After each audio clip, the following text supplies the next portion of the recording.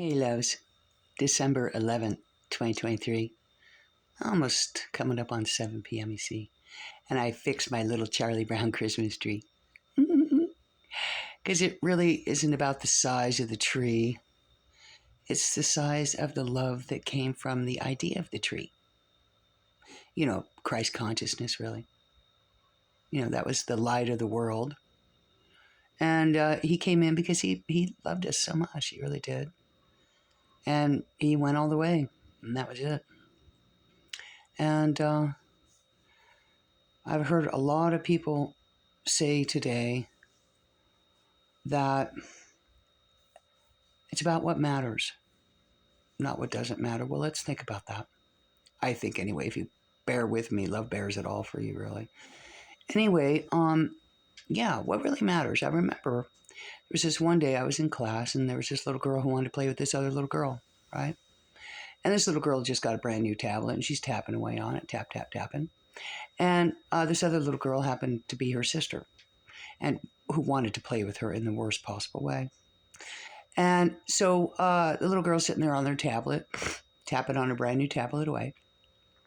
And I said, hey, why don't you play with your little sister rather than that tablet? And she said, well, you know what, teacher? Give me just a little while.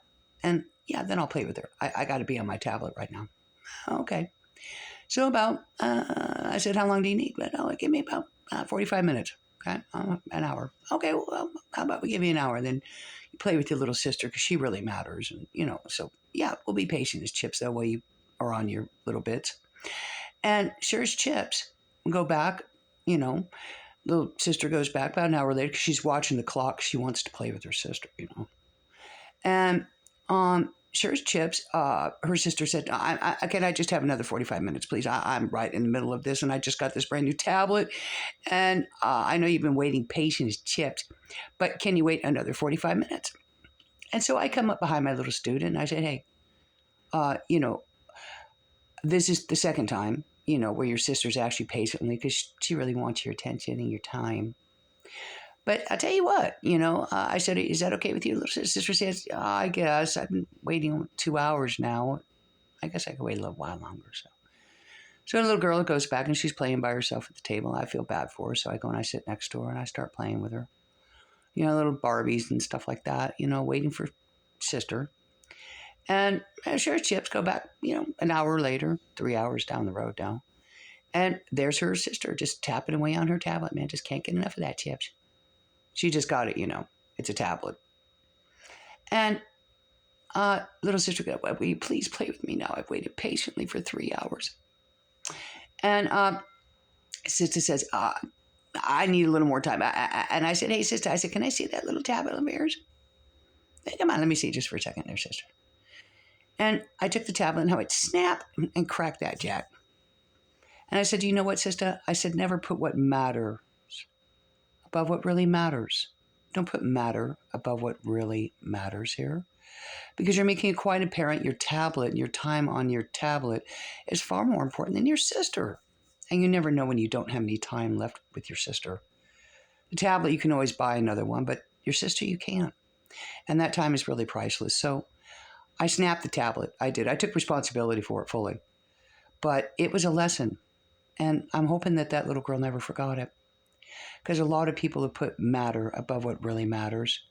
They put the stuff, you know, how you're bought in, paid in, bribed in, manipulated in, how you're misled in, to believe in that matter is more important than what really matters. And in the Gospel of Mary Magdalene, it says, all that is born, all that is created, all matter returns to the origins of matter.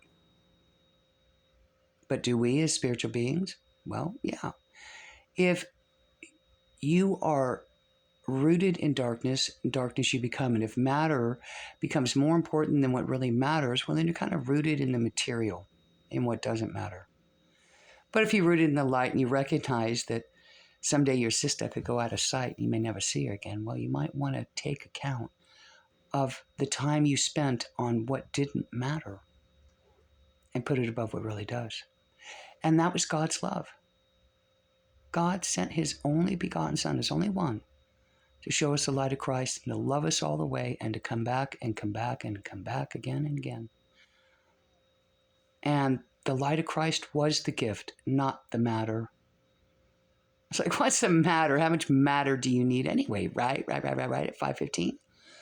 If you're still listening, what really matters, really, is what you're made of, where you're rooted.